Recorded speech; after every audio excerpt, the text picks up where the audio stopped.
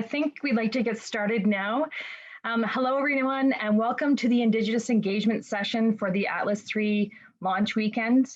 My name is Julie Bone, and I am the Boreal Program Manager for Ontario Nature.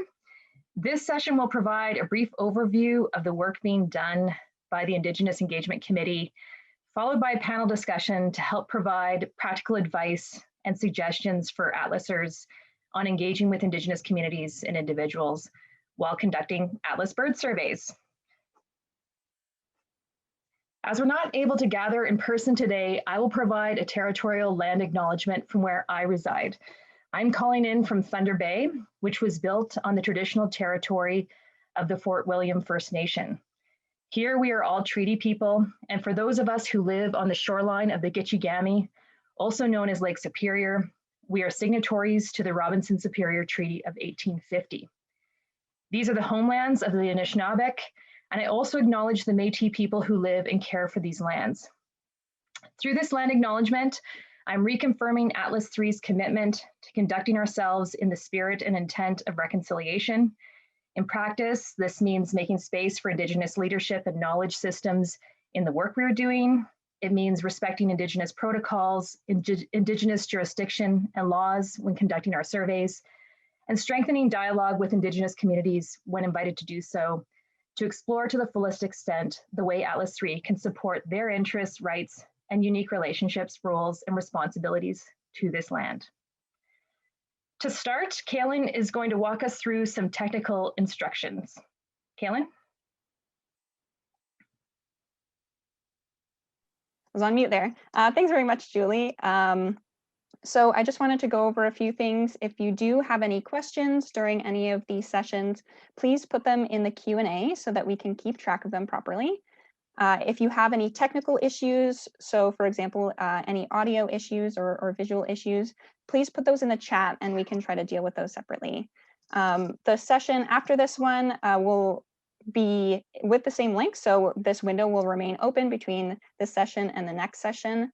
If you're staying for the regional discussion, we're going to have to close this down in order to restart it as a meeting. But the link that you had received when you registered will still work for that as well. So with that, I'll hand it back over to Julie. Thanks, Kaylin. Noah, I wondered if you could just add Julie Servant to our panel screen here. I think she's with the participants. There you are. Oh, now it's just Julie. Okay. Okay, Noah will take care of that for us. To begin our session, I'd like to introduce Russ Weber, who will provide a brief update on the Atlas's Indigenous Engagement Committee. Russ works for the Canadian Wildlife Service and lives with his family in a semi-wild rural area south of Ottawa. He has had the great fortune to spend much of his career as a biologist on the water, in the forest, and in the air over central and northern Ontario. He is also the co-chair of the Indigenous Engagement Committee for the Atlas. Russ, I'll pass it over to you. Okay, thank you, Julie. So I'm just going to give a very quick overview of our committee, a little bit about who we are and what we do and what we've done, what we plan to do. I'll make a note just to start that our email addresses are there in the bottom. So if you have some questions or would like some follow-up, please feel free to get in touch with Ted and I.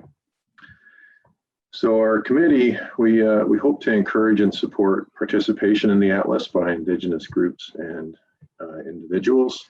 We hope to encourage and support respectful engagement and access to lands. And we do think the Atlas can contribute to the conservation and management goals of Indigenous communities.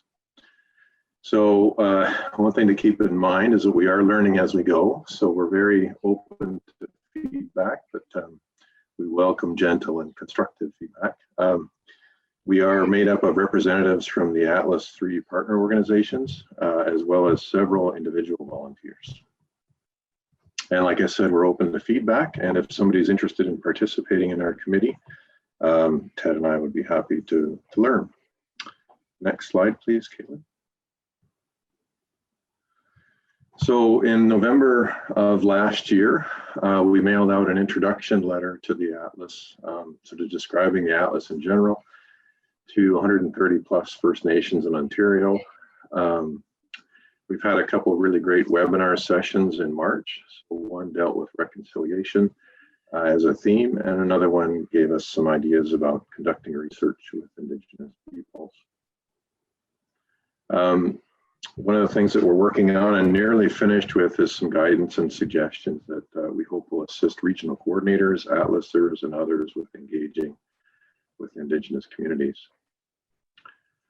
We're beginning the process of doing what we can as a committee to help regional coordinators have conversations with Indigenous communities and groups, and so some of that is underway. And one of the big things that's coming up for us in the near future is a stronger fundraising effort with sort of a two-pronged area of focus. One is to help get an Indigenous engagement coordinator involved with our committee, and another one has to do with compensation and honoraria for Indigenous guides, knowledge holders, and atlasers. So that's it for me, and I'll hand it back to Julie. Thank you. Thank you, Russ. I just saw that Emily Jarvis has her hand up, but I don't know if participants are all muted or not. Emily, if you had a technical question, I think we're going to put those in the chat. If you have a Q&A, you can add it to the Q&A. And I just wanted to stop just in case you had a question for Russ, and that's why you raised your hand.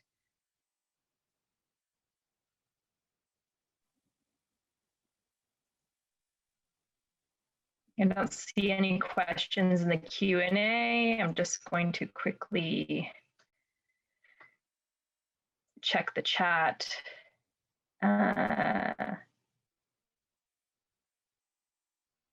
Okay, sorry, Emily, I don't see your question there.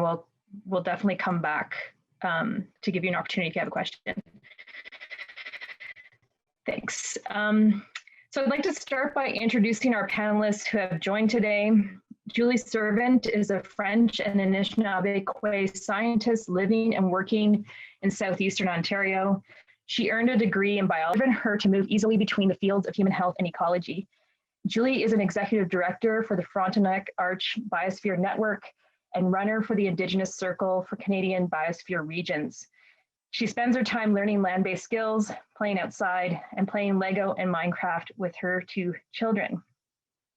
Megan Young is an Anishinaabe from Garden River First Nation. She is currently working as a wildlife biologist for the Toronto Zoo, studying Blanding's turtle conservation.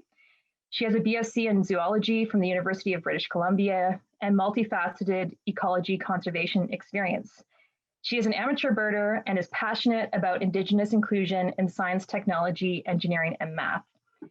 And Ted Chesky is with us from Nature Canada, where he has worked for the past 15 years and has been the naturalist director since 2018. Ted is a veteran atlaser, and he was extensively involved in the first two Ontario atlases. And much of his work has been influenced by his lifelong interest, knowledge, and passion for birds and nature. And he shares this passion for nature with his two children and three grandchildren in Gatineau. And Ted is also co-chair of the Atlas III Indigenous Engagement Committee, along with Russ. And thank you all for coming today and sharing your time and expertise. We appreciate that.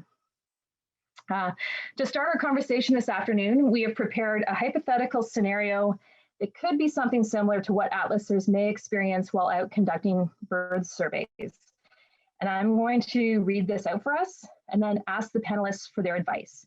And depending how much time we have, we will take questions from participants, which you can place in the Q&A after the panelists have had a chance to respond to this scenario. So atlasers Tim and Jim are driving to their first point count of the morning. As they turn off the pavement and onto a gravel road surrounded into the forest, they stop to read a sign next to the road. The sign informs them that they are entering the traditional lands of a nearby First Nation. They pause and discuss what this means for their survey plans and how they'll conduct themselves during the survey. They also consider that they may meet up with one or more members from the local First Nation community during their surveys, and they review how they may want to approach those conversations. Tim notes that the community might have at least some awareness of the Atlas, since a letter introducing the Atlas was sent to the leadership of each First Nation in late 2020. However, The Atlasers do not know if most people in the community are aware of the Atlas and its activities, and they understand that showing up with binoculars unannounced could be disconcerting for people. So for the panelists, imagine you're in the car with Tim and Jim as they have these discussions near the sign. What advice would you provide them? And Julie, would you be able to start for us?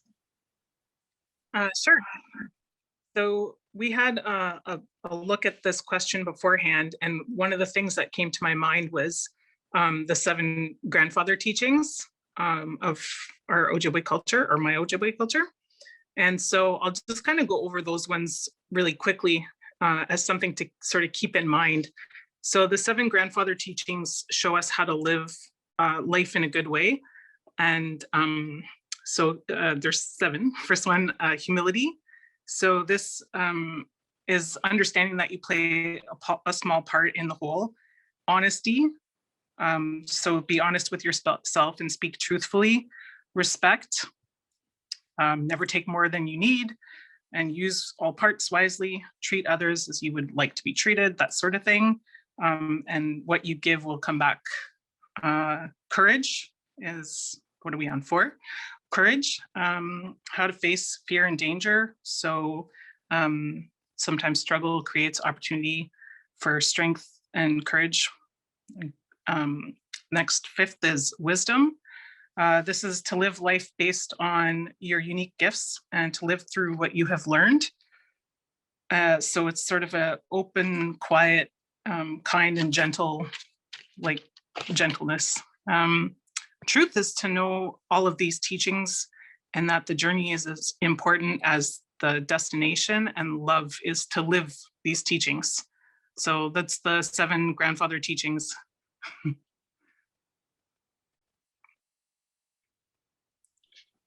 Thank you, Julie. Did you have any thoughts on advice maybe to give Tim and Jim if you're in the back of the car and they're looking at this sign, how they might want to conduct themselves? Do you have any thoughts? Yeah, so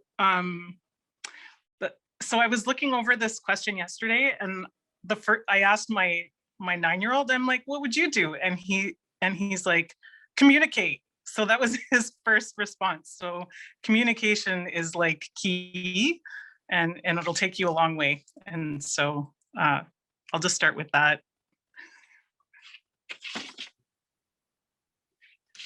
I think we're going to open this up conversationally to panelists, but Megan, did you want to add? Yeah, sure. Thank you, Julie, and both Julies, I guess, for sharing that and for having me. I think building off of what Julie said, just, yeah, having those 7 grandfather teachings in mind, I think applies to a lot of what I thought of when I read the question. So, I mean, first and foremost, I think is most obvious is being respectful to the land. So making sure, you know, you're not littering, you're not bringing any adverse substances, you're being as quiet as possible, not disturbing anybody.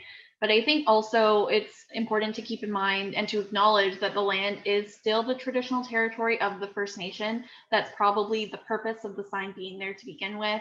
And part of that is acknowledging that the First Nations and First Nations people across Ontario are the primary rights holders on the land. So any rights that is given to the government or to settlers is given by the treaties. And so we are all treaty people, like you said, Julie. The 2 Julies definitely is confusing, but yeah. And so if you were to run into somebody, I think it would be best not to act as if you were entitled to be there, because even though it is not necessarily reserve land, but to ask permission to be there. So it's important to keep in mind that you might not have all of the context of what that traditional territory entails. So for example, not all cultural or spiritual sites are on reserve necessarily. Some of them are in the traditional territory of different First Nations, and not all of them have been recorded on maps or have signs necessarily saying that they're there.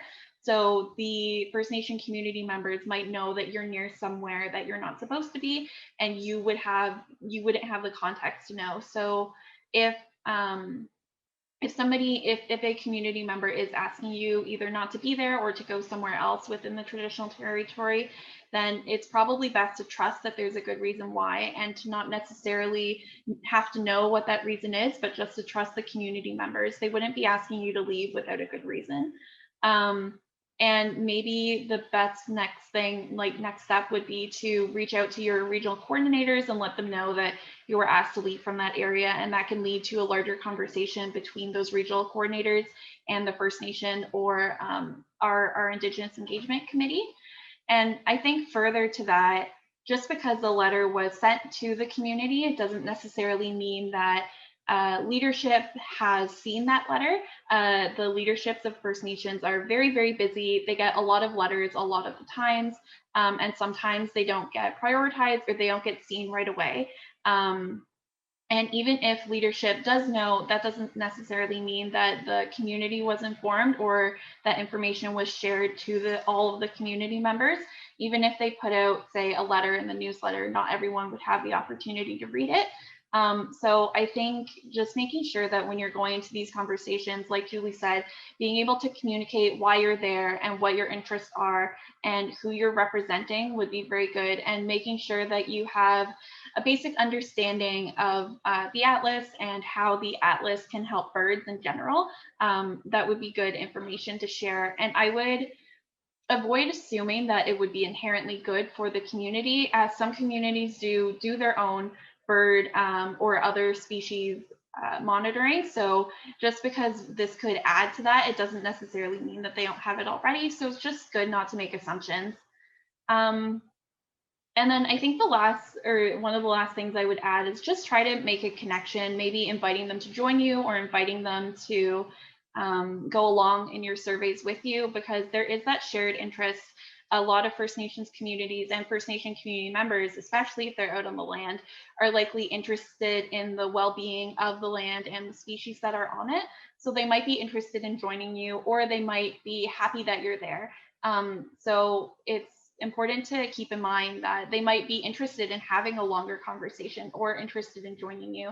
And again, this is something that we on the Indigenous Engagement Committee think that you should report back to the regional coordinator, and maybe they can help to facilitate something like a presentation or a larger conversation with the community. I think a couple of things that I just wanted to add really quickly to sign off are things to avoid doing. So I would say avoid being defensive. Again, you don't know the context of why that First Nation community member is saying or behaving the way that they are. That context is very important, and it's impossible to know the context of what, for example, that community member has had interactions with people on the land before, or how the community itself has had interactions with either scientists or government or other businesses, or what kind of areas are around there. So it's important just not to get defensive, to stay calm and communicate. And I would avoid using words like taxpayers, crown land, federal land, provincial land, or bringing up rights, like especially like I said earlier, you having the right to be there. And just remembering that we're all treaty people, and that you have responsibilities to the treaties as well, and that's to acknowledge First Nation land and to work with First Nations. And I think if you keep that in mind and the 7 grandfather teachings that Julie shared, then you'll be on a great start. Thank you. Thank you, Megan. Ted, did you want to add anything to this conversation? Thank you, Julie. Absolutely, I would love to. First, I want to thank Julie for sharing the grandfather teachings. I thought of kindness and respect and as sort of the fundamental things, and I learned a lot in hearing them. I heard those messages and a lot of other things that I think are a really important part of how we deal with everyday in people. Thank you, Megan, for your learning a lot from you as well. These are all super points, and also I have to say it's an honor to be sitting on the committee and on the panel, I should say, with these people, and on the committee as well, and co-chairing it. Some of the points that I thought are worth bringing up are that Northern Ontario, the roadless north, and the south are kind of being treated differently, in the sense that all of I recognize all of Ontario is a traditional territory of one or more than one Indigenous peoples and or Indigenous nations. And but the North and the roadless North is something that what the Atlas is doing is approaching those nations that they're, you know, tend to think of it from people living in the South, that there's, you know, this is just a big vast wilderness with no one there, but that land has been occupied for millennia by people, and it still is. And so what the Atlas is trying to do is arrange permissions, coordinate efforts in there so that it doesn't interrupt the sort of the traditional use of the land. So that's for the South. It's a bit of a different story. Of course, it's all still traditional land. One of the problems with the scenario is there aren't signs saying whose traditional land it is, but it all is. So I think these types of encounters are possible, and I really don't have anything more to add to the advice in terms of how you should deal with them. But you should never put getting that bird first. You should always put respecting people first, and the way you deal with those interactions, that has a much more lasting cause and purpose than finding a, you know, hoping to bump into a rare bird back in that habitat and risking a lot of other things in doing that. So please keep that in mind. And the other thing I guess I wanted to say is it's really worthwhile for, you know, the 156 people right now that are listening to this, if you're an Atlaser, is to take some time to educate yourself about whose traditional lands you're on or you're going to for your atlasing. Learn about that. You know, talk with your regional coordinator about that if you in terms of permission, learning about if there's special moments or areas to avoid, but just do some self-education. This Atlas is, and I'm very proud of the folks involved in this Atlas, that they're taking the issue of Indigenous engagement in the spirit of the true spirit of reconciliation and trying to do it that way. I think that's extremely important. And that's all I have to say at this point. Thank you very much for the great land acknowledgement as well, Julie.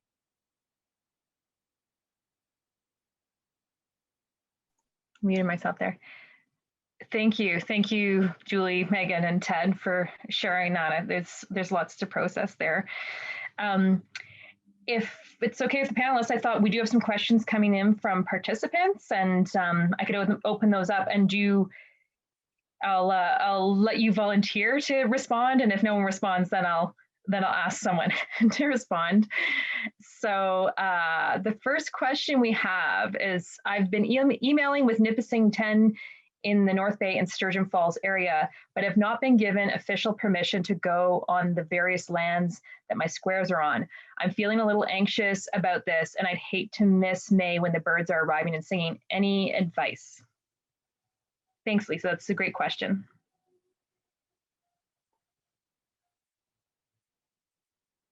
Okay, Megan, thank you. I mean, if you say you've been emailing, again, a lot of people on the reserve, whether that's the leadership, sorry, excuse me, whether that's the leadership or that's the Lands and Resources Department or whatever the departments are called, either the Lands Department, Resources Department, Environment Department, those are all the departments I mean when I say Lands and Resources. They have various names, but they're usually all called something like that. I would just try giving them a call. They're usually pretty busy. A lot of emails get missed, and phone calls are definitely a better way to build a connection and to just talk face to face. Yeah, I would say try giving them a phone call during business hours. And if you can't get a hold of them, then maybe just calling the general band office number and addressing your concerns, and they can maybe connect you to somebody who would be able to best answer your questions. Thank you, Megan, for that advice. So I think most Indigenous communities have their numbers online too, so you could look that up and find the phone number for the main band council. I see Ted's raised his hand too. Ted, did you also want to respond? Sure. I would just encourage listeners to be patient about that. And I agree totally. Talking to someone is much better. Like talking to someone on the phone is a much better way of communicating than emails or anything else. we sent that letter out back several months ago, and we intend to follow up with every nation with a phone call, and that's, we're trying to do our best there, and we're learning along the way. But just be patient. I know with the Atlas, sometimes you may have one square, and all of it might be within that territory. Fortunately, Atlas is a 5-year project, so if you can't get to it this year, and you're not comfortable that you don't have the permissions you need, then please, just wait until you get them, and you can start that process. Thanks, Ted. Julie, just wanted to give you an opportunity. Do you have anything to add to that? You're good? Oh. That covers it pretty good. Okay, thanks, Julie. Okay, our next question comes from Catherine. She asks, will Atlasers be given garb that will identify them as part of the Atlas project? So some sort of identification that shows they're an Atlaser.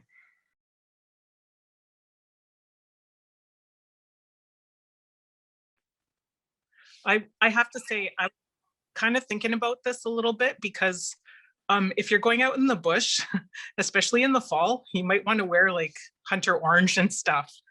So I don't know about on the Atlas side about special garb, but I would recommend, no matter what. I don't know that much about birds, how they see color, but sorry about that. But hunter orange, yeah, it's always good.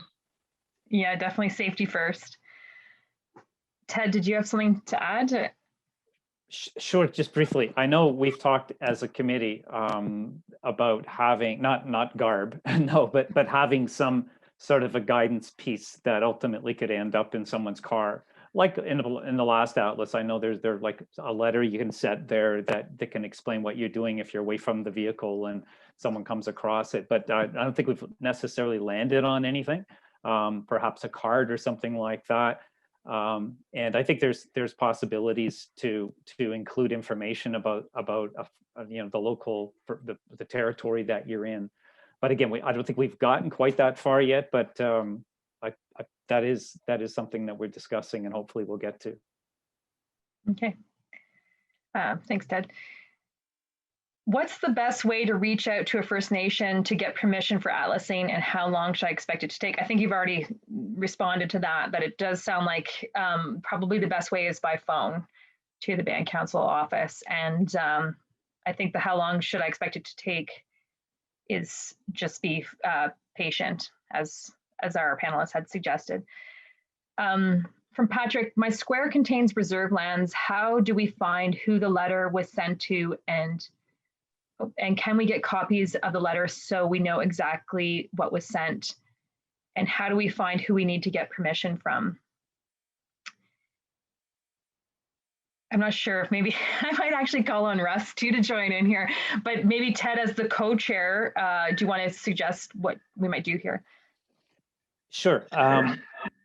With reserve lands, volunteer atlasers should not be going on to reserve lands without permission. That's basically that's the guidance, and you should not be going there. I think it's something being worked out between the Atlas leadership and the committee and the regional coordinators, how that's going to roll out from across the province, and probably it's different in some areas. Some areas there, the Atlas has a history, and we know that some Atlasers and some coordinators have very good relationships with their individual nations in the South, and then there's others where that might not be the case. So I suspect it's going to be like a bit of a patchwork quilt across the province, and again, I would just suggest some patience there, and I think just like a lot of things in the Atlas, a lot of this is going to be guidance that the Atlasers get from the regional coordinators, and I know they're depending to some extent on the Indigenous Engagement Committee to give them guidance. And all I can say is we're trying to deal with that as fast as we can. And Russ, I don't know if you want to add anything to that. Yeah, just to reinforce, I think that if Atlasers can be communicating with their regional coordinators, that's probably the first path. And then or as we go along, the committee and Ted and Julie and I will be doing our best to try to help regional coordinators navigate some of these things. So yeah, just to reinforce, talk to your regional coordinator, and regional coordinators, feel free to reach out to Ted and I.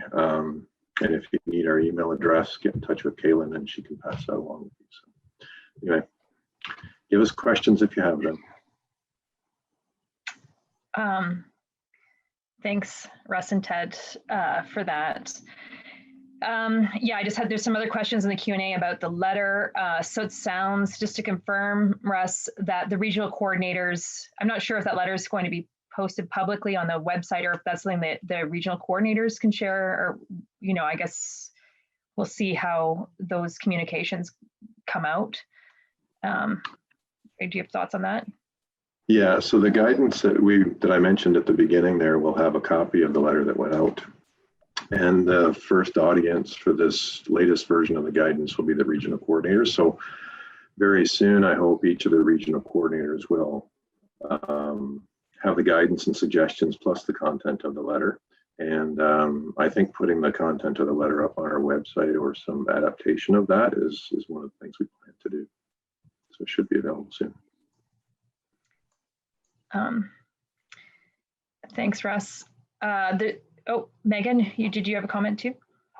I just had a quick clarification based on one of the earlier questions when we said to phone either the band office or the First Nation. I wasn't sure who was asking, like if that was an ATLISer or a regional coordinator. I just want to advise people that if multiple people from the Atlas are calling, that would probably be a bit much for the First Nation. So maybe that should be coordinated through the regional coordinators as well. I just wanted to clarify. Thanks for that, Megan. I'm going to paraphrase a few of the, since this was with the Q&A, I'll just paraphrase some things.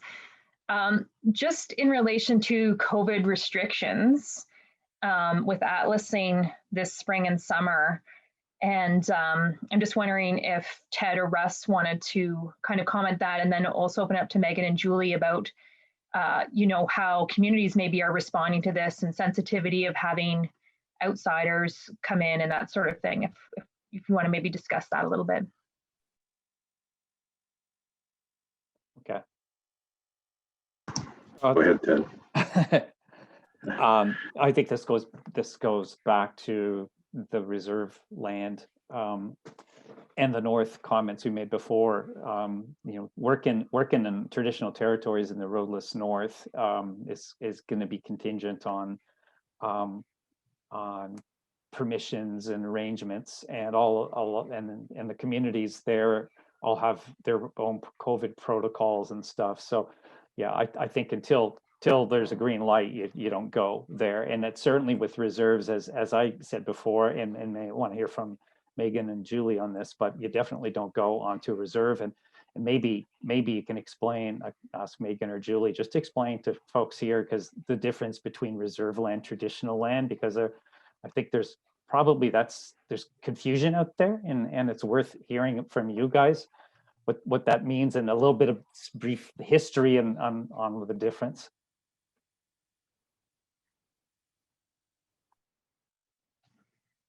Julie or Megan, do you want to take that one? One of you?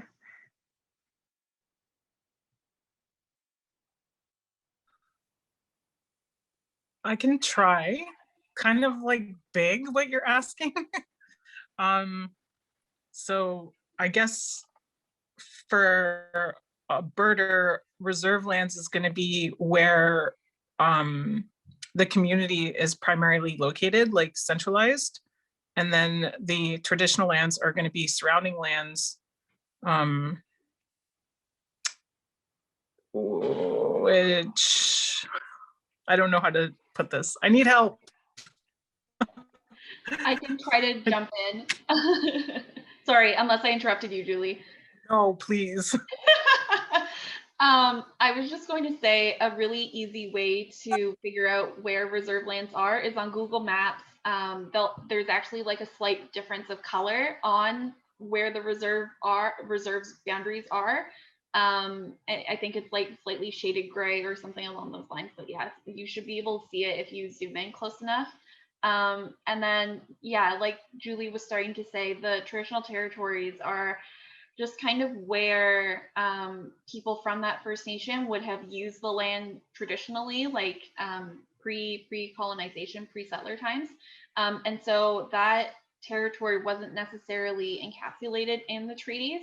I don't want to go too much into treaty history, but from my understanding of the treaty teachings that I've been given by my teachers is that the treaties were meant to be we will share this land with the settlers, and so it was really the reserves, according to like our understanding of the treaties, were where we would live the majority of the time, but we would still have access to the lands throughout the traditional territory. And obviously that hasn't been quite what has been interpreted over time, but the traditional territories are still used by many First Nation communities, and especially now with the ability to travel, it might not always be community, like there is a lot of overlap between the different communities that use the different First Nation traditional territories, sorry. And so those could be used for picking medicines, for hunting, for fishing, for, like I said earlier, for spiritual sites. I'm sure there are other cultural activities that I'm missing off the top of my head, but yeah, so those traditional territories might be used for all those activities, but the reserves are very defined. And from a technical legal standpoint, the leadership only has jurisdiction, like where the laws, for example, apply to the reserve. So while for COVID, they could say close the boundaries of the reserve and only allow community members or only allow people that live on the reserve to do so, to access that land, they wouldn't be able to do that for the traditional territory in general. I hope that that helps. Yes, Megan, thank you. That's very helpful. Have any Indigenous communities said that they would like to get involved? I'm going to ask you, Russ, just to give the highlights. I think you may have touched on it a little bit in your presentation, but maybe just add to that. Yeah, I think we had 8 responses to the introductory letter that was sent in November of last year. There may be some additional ones coming in that I'm not aware of. And so what we've been trying to do is sort of do some follow-up connections with those 8 communities, connect those communities with the regional coordinators. And that's leading to some conversations about data sharing and land access. And of course, COVID is part of that conversation as well. So anyway, so we've had a good start, and hopefully we'll have some additional contacts. I think everybody's a little distracted now with the pandemic, so likely over the next year we'll start to have some additional expressions of interest. Thanks, Julie. Thanks, Russ. Will the Atlas data be shared with Indigenous communities? I take that one too. Yeah, so it's a long tradition of atlases for the data to be publicly available. It's a very central goal of this atlas as well.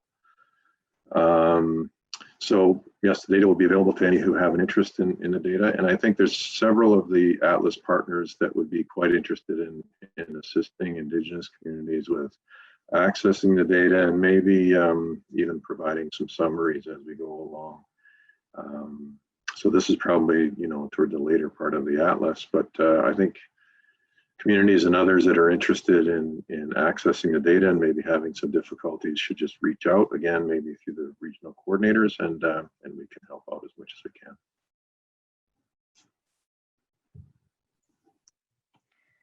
Thanks, Russ. I also just had a comment here about not wearing hunter orange during the wild turkey season.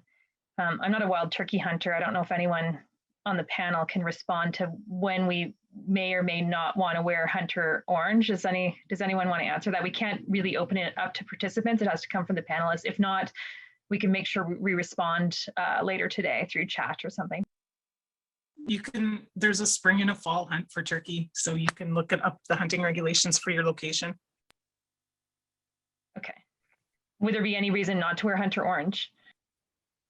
Yeah, because the turkeys can see you. So So you're disturbing you're the them away. hunters. Yeah, Okay. you're disturbing. Okay, so good to keep in mind there's some seasonal, considerations of not disturbing turkey hunters too, and when we go out. Okay, I think we've made it through the Q&A. I just wanted to give one last opportunity for anyone who would like to ask any final questions. Oh, here we go.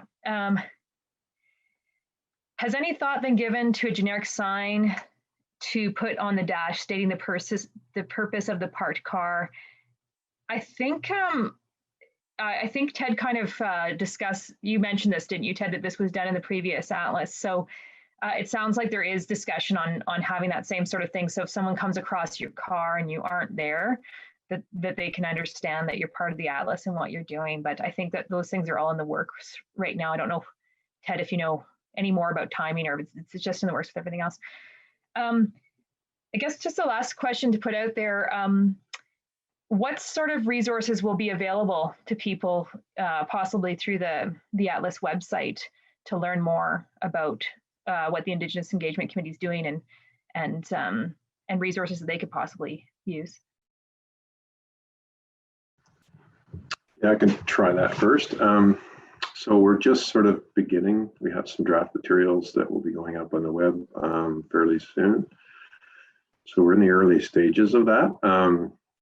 I think it's possible that the guidance that I mentioned earlier is a good candidate for the website. So I don't know. I think we'll probably come up with ideas as we go along, and some of those ideas we'll be able to pursue. But so I don't think we've got a lot of content up there now, but progressively over the next couple of years, hopefully that will grow. So. Yes, and I hope we'll be able to give notice to atlasers that as new material gets up there that we think people might want to check in. There's just an update through the chat that the dashboard sign is available for download now off of the website, it sounds like. So maybe this afternoon, some of the folks working on the launch today, we'll just see if we can get that into the chat and some of the future sessions so people know where they can go and find that would be helpful. I just see Ted has his hand up too.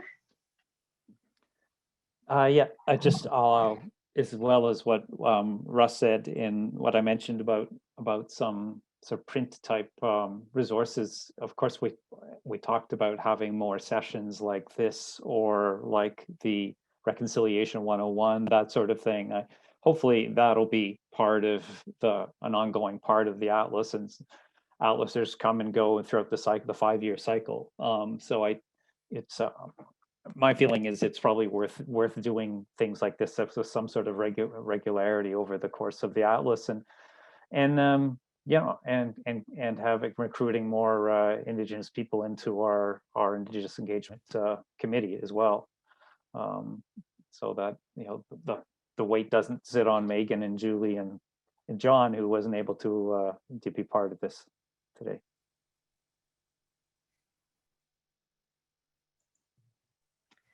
Thanks for that, Ted. Well, we've come to the end of our, oh, sorry, Julie, go ahead, please. I think we had discussed maybe some means of collecting feedback from maybe the regional coordinators about what kind of resources atlasers are looking for as well.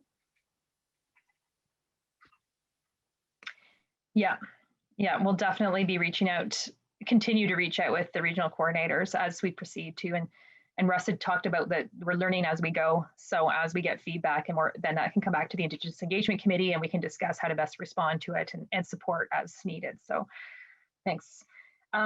Since we are at the end of our session, I just wanted to thank all of our panelists for sharing their expertise and experiences with us this afternoon, and also thank everyone who's on the call for attending today. And we wish we had more time today because there's a lot of things we could spend time digging into, but this is the beginning of a conversation on increasing engagement with Indigenous communities through Atlas 3. And the Indigenous Engagement Committee hopes to continue these discussions with volunteer atlasers, and we will keep you informed of upcoming opportunities for learning and sharing. So Thanks again, everyone. Our next Atlas 3 launch session is on significant species starting at 3:30. And if you would like to stay for the next session, this window will remain open.